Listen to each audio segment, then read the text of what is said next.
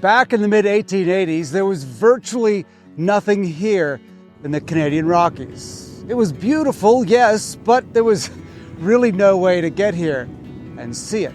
Well, in 1886, a guy named William Van Horne is standing right about here, surrounded by absolutely nothing but mountains and trees. And he decides, you know what we need here? Well, we need a castle, a massive luxury castle hotel. And this begins our story about the incredible Banff Springs Hotel. So the Canadian Pacific Railway had just finished building this massive transcontinental railroad.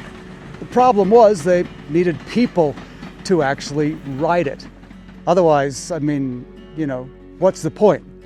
And William Cornelius Van Horne, the CPR's general manager, said, well, since we can't export the scenery, we'll import the tourists. But here's the thing, back in 1888, nobody was, traveling to the wilderness for fun.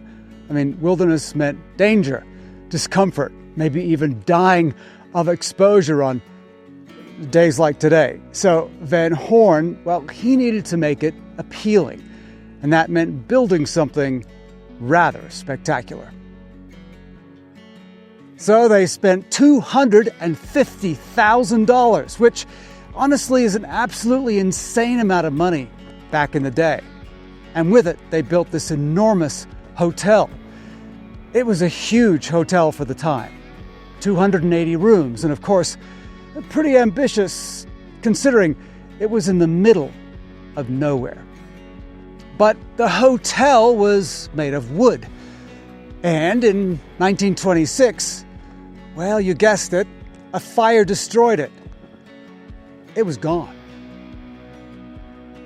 But a couple of years later, the Canadian Pacific Railway, they rebuilt the hotel, erecting a modern steel and concrete central tower. Then they clad it in local Rundle stone to match the earlier castle style. Hundreds of laborers worked through short mountain summers to finish this 11-story structure, adding fireproof construction, private baths, and year-round facilities, which transformed this amazing hotel into a grand, modern alpine resort. And here's what made the Banff Springs Hotel such a game changer. It actually completely reinvented what wilderness travel could be. You see, before this, if you wanted to experience nature, you were probably camping, roughing it, and very likely eating beans out of a can, which wasn't exactly appealing to wealthy Victorians who, were used to finer things. Well, the Banff Springs Hotel changed all of that. You'd arrive by train and walk into this place with chandeliers, fine dining, ballrooms. All the luxury that you would get in New York or London. But then after that, you could go hiking in the morning and maybe do some horseback riding, see some actual grizzly bears, and then come back for a fancy dinner and dancing. It was really the best of both worlds. And the Canadian Pacific Railway were really smart about this. They hired professional guides, they organized adventure packages, and provided all of the gear that you would need. They also marketed the nearby hot springs as therapeutic. Come heal yourself in these magical mineral waters. Look, they basically invented Canadian adventure tourism. You got the thrill of the wilderness without, any of the actual scary parts, like freezing or eating beans from a can. But building an incredible hotel doesn't really even matter if nobody knows about it, right? So the CPR launched this massive marketing campaign. They hired artists and photographers to capture the mountains, then plastered these images everywhere. Posters, glossy brochures, and magazines all across North America and Europe. They called it Canadian Switzerland and positioned the hotel as this must-see destination. And it worked. Really worked. Celebrities, they started showing up. Royalty, wealthy industrialists, Marilyn Monroe even. She stayed here too. So did King George VI. The Banff Springs became the place to be seen, this symbol of luxury and adventure, all rolled into one. And the success of this one hotel completely transformed Canadian tourism. The CPR built more of these, railway hotels throughout the Rockies. The Chateau Lake Louise, Jasper Park Lodge. All of these hotels followed the same general formula. And these places became landmarks too, defining what Canadian alpine tourism actually looked like. And the whole approach, guided experiences, conservation awareness, making nature more accessible, well, it all started with the Banff Springs Hotel.